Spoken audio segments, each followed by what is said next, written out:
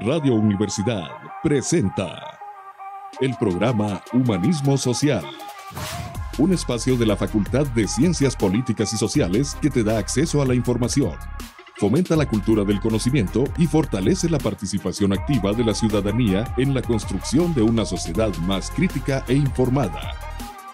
¡Comenzamos! ¡Comenzamos!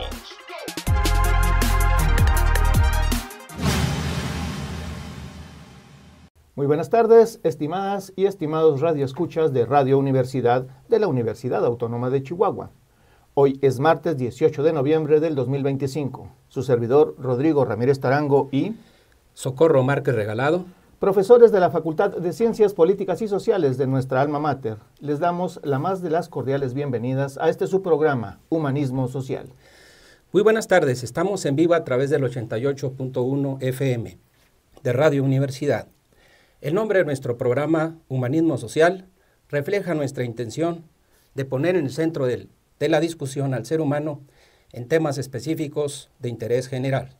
El humanismo, en su esencia, busca valorar la dignidad, los derechos y la historia de las personas. En este espacio queremos promover una mirada crítica y reflexiva sobre las investigaciones que aportan a una mejor comprensión de la sociedad. La ciencia, en este sentido, no solo es una herramienta técnica, sino también un acto de compromiso social, de respeto por la vida, por el bien común y por la justicia social. Es por ello que queremos que en cada programa distintos colaboradores compartan los resultados de su trabajo, directivos e investigadores, que analizan problemas sociales y, obvio, que propongan soluciones desde una perspectiva humanista. Invitaremos a docentes, directivos y miembros del Sistema Nacional de Investigadores para que nos compartan sus avances de investigación y sus hallazgos, enriqueciendo así nuestro espacio con diferentes voces y enfoques. Para esto ponemos a sus órdenes los correos electrónicos smarquez@wash.mx, rtramire@wash.mx para solicitar unirse a nuestro cuerpo de colaboradores. Ahí ponemos para ello, doctor Márquez, el correo a sus órdenes, el correo ru.fcpis.humanismo@wash.mx. Es un privilegio para ambos formar parte de esta misión de promover el humanismo a través de la ciencia y la investigación. Y bueno, hoy tenemos una invitada de lujo, a la doctora Marta Dena Ornelas. Ella es integrante del Sistema Nacional de Investigadores, secretaria de Investigación y Posgrado de la Facultad de Ciencias Políticas y Sociales, una gran investigadora en la frontera norte de nuestro país, particularmente en Ciudad Juárez, en temas de movilidad humana, en temas de migración, en temas también de un feminismo bien entendido. Y bueno, hoy estaremos con el tema conceptos clave de la trata de personas. Pues es un gusto tenerla aquí con nosotros, doctora. Es importante comentar que además de ser secretaria de Investigación y Posgrado de la Facultad de Ciencias Políticas y Sociales, tuvo usted el Premio Nacional de Tesis en el 2019 con el tema El epicentro del dolor, la trata sexual de adolescentes en Chihuahua. Y precisamente sobre este tema, doctora, pues le damos la bienvenida a este programa Humanismo Social. Muchas gracias. Es todo un placer para mí estar finalmente acompañándolos como parte de su emisión de radio de Humanismo Social, al doctor Ramírez Tarango y al doctor Socorro Márquez, que son mis compañeros de trabajo aquí como docentes que somos en la Facultad de Políticas y Sociales. Muchas gracias por la invitación. Al contrario, doctora, a usted por acompañarnos. Y bueno, pues precisamente con este tema tan importante que tiene que ver con la trata de personas, ¿nos podría usted comentar de entrada para nuestros radioescuchas en qué consiste este gran problema, no solo en México, sino en todo el mundo, que tiene que ver con la trata de personas?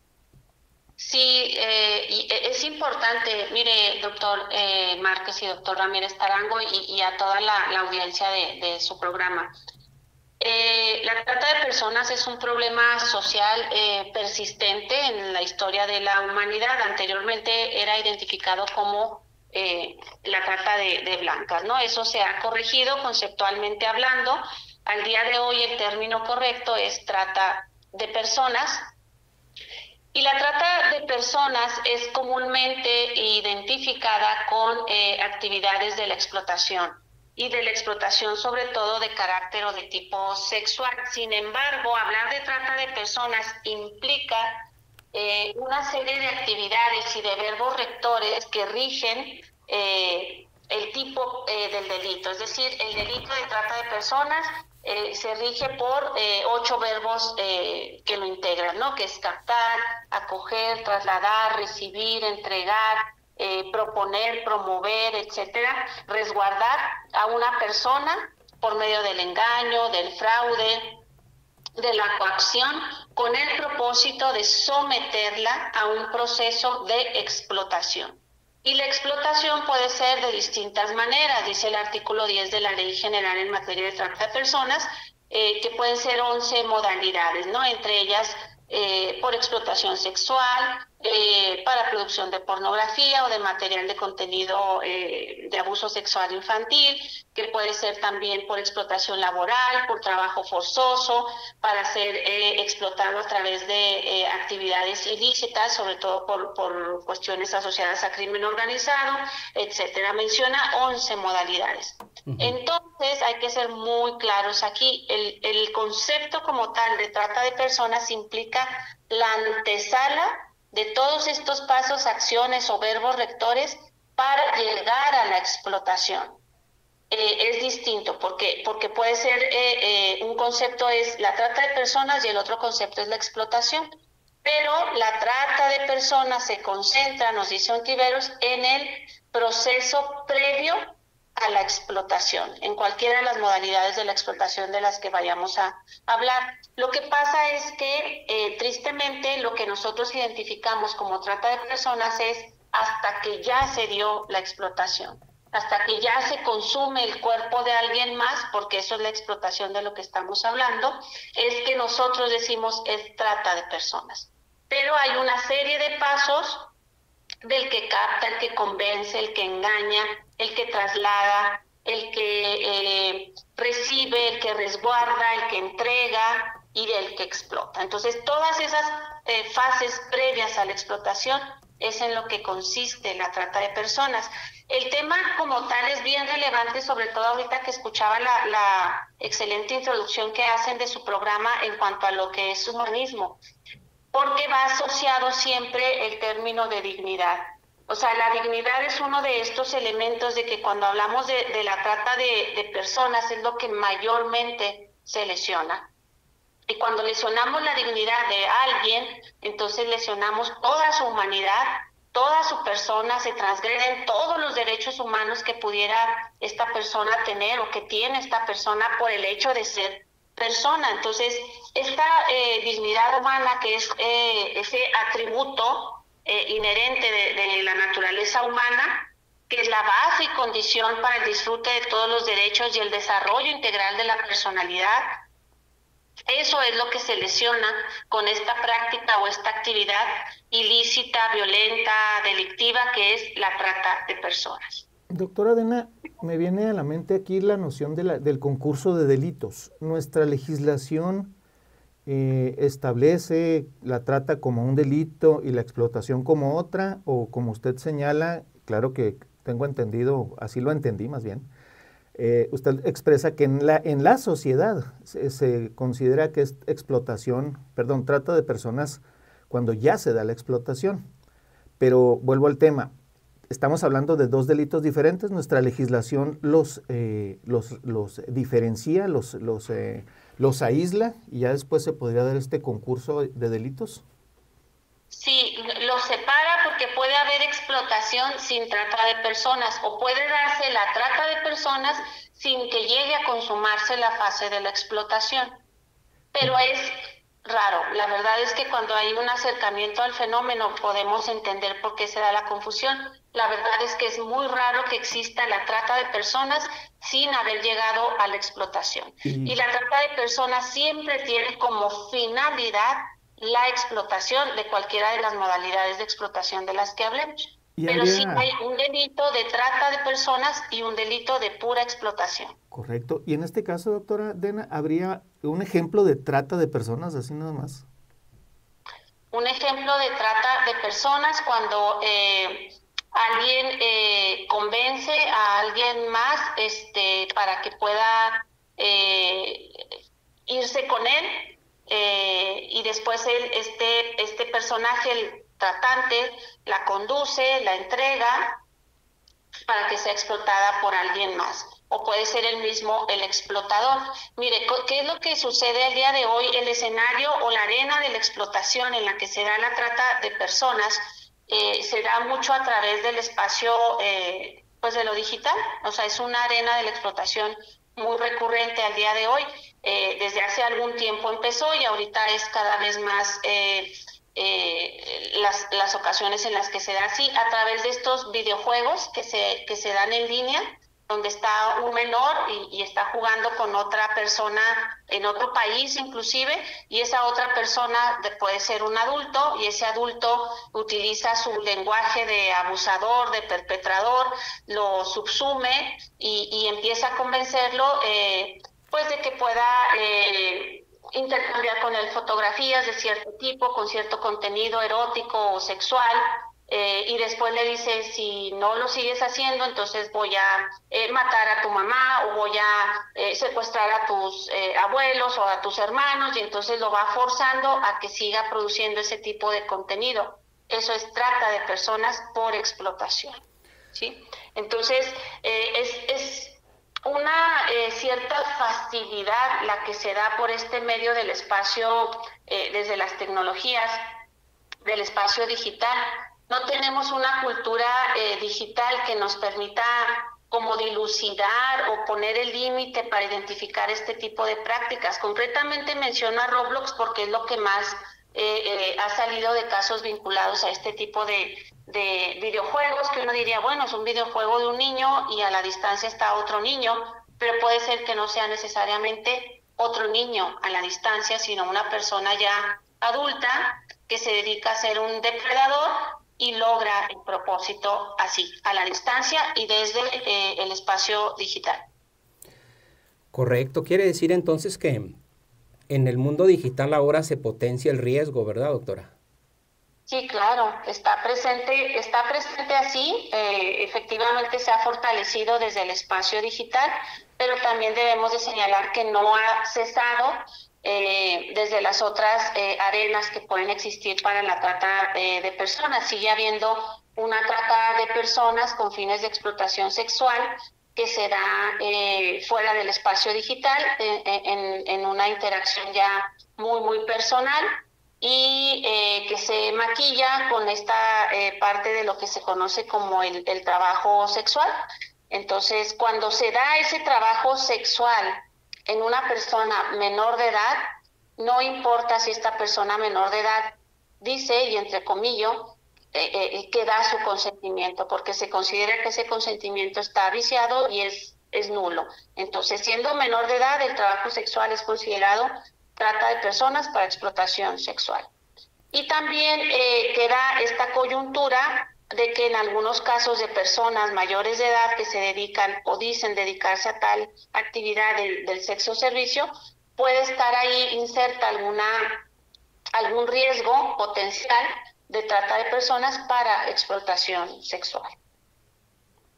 En el caso de la migración, doctora, sin salirnos del tema de la trata, ¿qué tanto ha detectado usted situaciones de trata precisamente con estos temas de migración? Es decir, que los migrantes, las y los migrantes, no buscan mejores condiciones, sino que han sido engañados para moverse de sus lugares. Bueno, mire, es importante mencionar lo siguiente. Hay ciertos paralelismos entre dos fenómenos importantes que ahorita nosotros vivimos por estar en un estado que es frontera, y nosotros particularmente en Juárez, que es una urbe fronteriza con la ciudad de El Paso, Texas.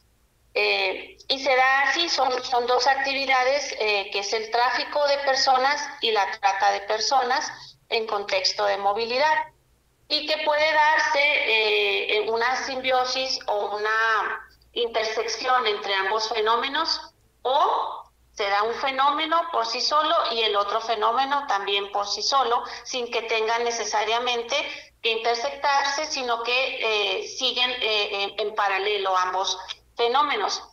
Pero cuando nosotros hablamos, por ejemplo, en el caso de México, hay un caso muy emblemático que es el de Tenancingo, Tlaxcala, porque en Tenancingo lo que hacían era captar a las víctimas a través del engaño, el enamoramiento, incluso el tratante, el perpetrador, se casaba con esas víctimas y una vez que se casaba hacía un trabajo de enamoramiento, de seducción, de convencimiento, iba y pedía la mano de esas víctimas, se casaba con ellas y una vez ya casados se las llevaban a Nueva York, ¿no? Las mandaban a Nueva York y allá eran sometidas a la explotación. Entonces ahí estamos hablando de que se conjuga la trata y se conjuga también una actividad de tráfico de personas, porque ellas no pedían irse, sino que eran sacadas del país para ser explotadas, ¿no? Eso es lo que se dio en ese momento, en ese caso tan famoso que es conocido como Tenancingo a Nueva York. Otro de esos casos también con víctimas de otras entidades del país que se dio en Houston, Texas. Houston es un lugar por donde llegan víctimas de trata por cielo, mar y tierra, porque tiene todas estas entradas, y llegaban también provenientes de otros estados del país, como de Guerrero, de Oaxaca, de Veracruz, de Puebla, del Estado de México, eran trasladadas a Houston y sometidas a la explotación sexual. Entonces sí se llega a dar esta confluencia o esta intersección. Nosotros aquí hicimos un estudio este año sobre un análisis de una sentencia que llegó en el 2022 por un caso de una señora que fue sentenciada a 10 años de prisión por el delito de trata de personas en la modalidad de trabajo forzoso con las víctimas migrantes, porque se trataba de un espacio de acogida, un albergue en la ciudad que recibía migrantes, estaba dentro de la red de albergues a los que se iban enviando a estas personas en contexto de movilidad, y ahí ellos los ponían a trabajar en la construcción, a hacer obras de albañilería sin pago alguno, les retiraron todos sus documentos, los muchos o los pocos que traían, los obligaron a firmar una especie de contrato de confidencialidad para no decir nada de lo que sucedía ahí, les impedían salir de ese lugar, les daban comida echada a perder o les daban comida de la basura porque no les daban otra cosa, y eran todas víctimas, personas en contexto de movilidad, personas víctimas provenientes de Guatemala. Y de hecho, de las 50 y tantas personas que estaban ahí, 19 iniciaron la carpeta de investigación y al final solamente 3 de ellas sostuvieron el proceso de investigación hasta judicializar y llegar a la sentencia. Esta persona está sentenciada a 10 años de prisión y un monto por una reparación del daño. Pero ahí se da el fenómeno, confluye ahí entre la trata de personas en contexto de movilidad. Y hay otra, digamos, otro hallazgo indicativo, sin que estemos hablando de gran cantidad de casos, porque hay que mencionar que México maneja un alto nivel de subregistro en la denuncia de delitos, que me parece es del 99%, según el sistema del Secretariado Ejecutivo Nacional de Seguridad Pública, que menciona que es del 99% el subregistro, la cifra negra, es decir, que lo que conocemos es el 1% nada más de lo que en realidad sucede en delitos de alto impacto, como es este de trata de personas. Pero me parece un dato bien interesante lo que tiene que ver, hay una modalidad de la trata de personas que contempla el marco legal mexicano, que es el de extracción de órganos, que tiene que ser trata de personas para la finalidad de extracción de órganos en seres vivos. Tiene que ser esta cualidad, en seres vivos, ¿ok? Y en ese punto es donde se da algunos indicios ahora de cómo funciona con las personas migrantes, las personas en contexto de movilidad, porque han sido incluidos ya en este negocio lucrativo, delictivo, y han sido engañados por las personas traficantes, los traficantes de personas que ya son parte de grandes redes delictivas sofisticadas y que lucran con grandes cantidades de dinero por la extracción de órganos de personas vivas. Entonces, alguien paga el servicio de tráfico de personas, el traficante al llegar aquí, la persona en contexto de movilidad, lo recibe y lo somete a la extracción de órganos. Y es un mercado que en el mundo ha ido a la alza. El último informe que tiene Naciones Unidas del 2024 dice que anualmente se mueven entre 840 y 1.700 millones de dólares solamente en trata de personas por extracción de órganos, y mayormente se da en personas en contextos de movilidad. Entonces, está asociada ahí de alguna manera para el caso de las personas en contexto de movilidad también. Pues un gravísimo problema el que nos relata, doctora. Y ante esta situación de evolución de la tecnología y de los fines de todas estas personas que se dedican a eso, hemos encontrado en sus artículos de investigación y en sus publicaciones una variable que es constante, que tiene que ver con las políticas públicas. Ante esta problemática, usted ha evidenciado pues cómo es la evolución de las políticas públicas ante el cambio de los procesos que hacen estas personas. ¿Nos puede hablar un poco sobre eso?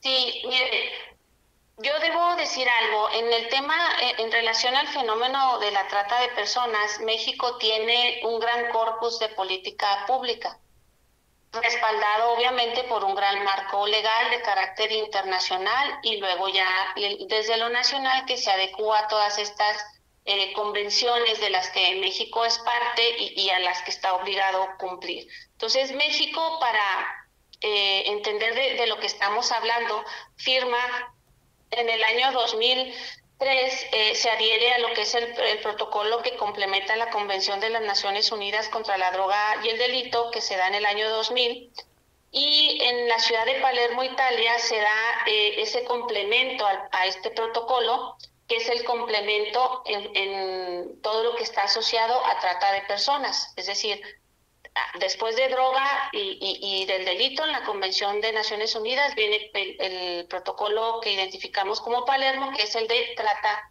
de personas, con un gran énfasis en lo que tiene que ver con niños, niñas y adolescentes. Y ese protocolo Palermo es el que nos sirve, en el caso de México, para adecuar por primera vez un instrumento legal en el año 2007. El delito como trata de personas no existía en nuestro país antes del año 2007. Estoy hablando de no hace tanto tiempo, ¿estamos de acuerdo? Uh-huh. Luego la ley del 2007 pues resultó un tanto complicada de aplicar, y entonces hay una derogación y se propone una nueva ley, que es la ley del año 2012, me parece, si mal no recuerdo. Y en la ley del 2012, que es la ley general que distribuye competencias y determina de qué hablamos en el caso de México cuando hablemos de trata de personas y las modalidades de la trata de personas, pero entonces crea una comisión intersecretarial que se encargue de generar la política pública en materia de trata de personas, y de que esa comisión vaya replicándose en cada una de las entidades, ¿no? Y de hecho dice la ley que debe existir una fiscalía especializada en materia de trata de personas en cada uno de los estados de la República. Así viene. Entonces, esa comisión crea la política pública, se hace todo un diagnóstico nacional en el 2014, y luego, ya a partir de ese diagnóstico, se introduce la parte esta que tiene que ver con las coherencias de política pública, que es los objetivos, estrategias, líneas de acción, las metas, indicadores, etcétera. Y queda un gran corpus de política pública, a mi juicio, un corpus muy robusto, muy fuerte en texto, porque vienen ahí estrategias muy específicas de prevención, de sensibilización, de concientización, de capacitación a servidores y servidoras públicas, de vinculación con sectores de la sociedad civil sin fines de lucro enfocadas en el tema de la trata, de la atención a víctimas, que eso es importantísimo, de reparación del daño, que también es muy importante, y de cómo se va a ir articulando un sistema permanente de lucha contra la trata de personas. Entonces existe, como tal existe, pero hay algunos problemas de diseño y hay algunos problemas de implementación en esa política pública. El problema de diseño que yo pude observar en su momento es que el diagnóstico que se maneja como un diagnóstico nacional toma la particularidad solamente de los casos emblemáticos a nivel nacional de Tenancingo, en el caso de Tlaxcala, del Estado de México, donde el problema es bastante robusto, o lo que nosotros identificamos en el triángulo de Estado de México, Puebla y Veracruz. Y de ahí saca ese diagnóstico nacional. Pero al momento de querer aplicar esa política pública de carácter federal al caso Chihuahua, encontramos que hay modalidades y formas distintas en las que se hace presente el fenómeno en nuestra región. Entonces, hay que regionalizar la política pública y adaptarla a los mecanismos de captación, al comportamiento y las características propias del fenómeno en Chihuahua y en los municipios como se va presentando. No funciona de la misma manera la trata de personas en Tenancingo, en Veracruz, en Puebla, en el Estado de México, a cómo funciona en Ciudad Juárez, en el municipio de Chihuahua o en cualquier otra ciudad de la franja fronteriza. Entonces, hay una necesidad de que ese diseño abarque los distintos mecanismos de comportamiento en que se da el fenómeno y no solo en ese puño de entidades. Y el problema de la implementación es complicado porque en aquel entonces nosotros encontrábamos que faltaba capacitación permanente a los servidores públicos. Pero al día de hoy, si a mí me piden hacer el estudio, a mí me consta que esa capacitación permanente tiene algunos 4 años que se está dando y que hay un personal especializado. Seguimos sin una fiscalía especializada en materia de trata de personas, pero sí hay un área específica que lo atiende el fenómeno desde las fiscalías y es un personal que se ha especializado porque no se ha movido hacia otras áreas de investigación, es decir, está especializado en trata de personas. Entonces, pero sí tenemos ciertas dificultades, sin embargo, tenemos que reconocer que tenemos un buen marco normativo, siempre mejorable, por supuesto que todo lo es, y un buen marco robusto de política pública de la que todavía podemos sacar mucho provecho. Es que esta parte lo que importa cuando se analizan las políticas públicas, sí es la integración de la política pública como está, que tenga orden, que tenga coherencia, para que pueda ser eficaz y eficiente, pero también se necesita voluntad política. Y esa voluntad política nosotros la podemos identificar en una cuestión que se llama presupuesto público en ese tema en específico. O sea, ¿qué tanto le estás destinando de tu presupuesto a que se haga realidad esa política pública? Esa es la voluntad política que necesitamos ahorita, porque el fenómeno sigue, el fenómeno es persistente. El fenómeno hace algunos cuantos años en Juárez, por ejemplo, era todavía muy asociado a un tratante en lo individual, un perpetrador que tomaba la iniciativa con alguien más de engañar a una adolescente o a un adolescente para someterlo a explotación, pero no estaba ligado en todos los casos a crimen organizado. Y al día de hoy, la evidencia nos señala que cada vez más se da esto ligado a una actividad del crimen organizado. El crimen organizado muta sus actividades con mucha facilidad y ahorita la trata de personas, de ser anteriormente la tercera actividad lucrativa ilícita en el mundo, al día de hoy ya es la segunda. Después del narcotráfico es la segunda. Entonces, superó al tráfico de armas, ¿no? Entonces, ¿eso qué nos dice? Bueno, que el fenómeno no se ha mitigado, que el fenómeno está presente y con más fuerza, ¿no? Cada vez más. Entonces, hay que prevenir. Esto es algo bien importante porque estamos muy enfocados en cómo atender víctimas, lo cual es necesario, por supuesto, pero mejor debemos de pensar en ser proactivos y preventivos para no llegar a tener víctimas de trata de personas. Pues el tiempo se nos ha agotado. Doctora Dena, doctor Márquez, sin duda interesantísimos temas, merecería un segundo programa. Yo hago esa propuesta aquí al aire. Y bueno, también se nos refleja cómo conocer la realidad de los problemas para tomar previsiones, decisiones acorde a nuestra situación, pues es eso para lo que nos sirve la ciencia, ¿no? Porque de lo que se habla aquí es de ciencia, es decir, cuando hablamos de investigaciones, todas las afirmaciones que ha hecho la doctora Marta Dena Ornelas son aspectos científicamente probados. Es verdad, es una parte de esa verdad que hay en el orden social. Y bueno, pues gravísimo y como bien se señala, importante para prevenir. Doctora Dena, muchísimas gracias por su atención, por su tiempo. No, gracias a ustedes por la invitación. En verdad estoy muy agradecida de que hayan tomado mi trabajo para ser parte de su lindo programa. Se nota la expertise y la atención que le ha puesto usted a las investigaciones relativas. Muchísimas gracias a todos por su atención. Esto fue el programa Humanismo Social. Hasta la próxima. Por hoy termina Humanismo Social, el programa de la Facultad de Ciencias Políticas y Sociales que te da acceso a la información, fomenta la cultura del conocimiento y fortalece la participación activa de la ciudadanía en la construcción de una sociedad más crítica e informada. Hasta la próxima emisión.